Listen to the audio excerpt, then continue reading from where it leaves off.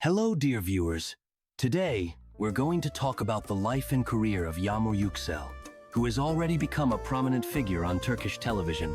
However, beyond her successful acting work, there are a few recent events in her life that we should discuss today.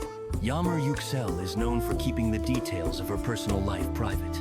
She avoids ambiguous situations and scandals, preferring to stay in the background of her professional work.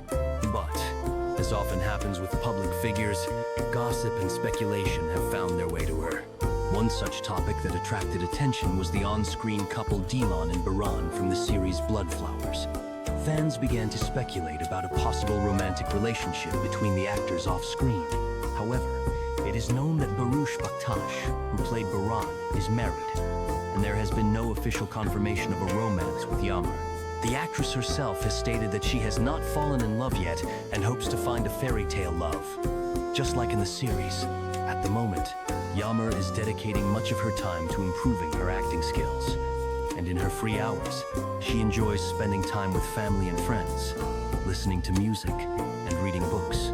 The actress also actively shares moments from her life with her fans through Instagram, where she posts photos with her family, including her mother, father, and sister. These photos show how important her family's support and love are to her. Unfortunately, recently, Yagmur faced a wave of hate and offensive comments directed at her.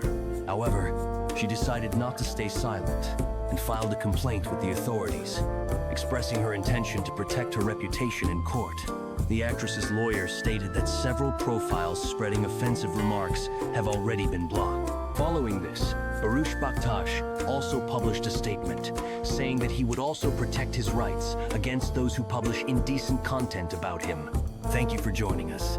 If you want more news about Yagmur Yuksel and other favorite actors, don't forget to subscribe to the channel. See you soon.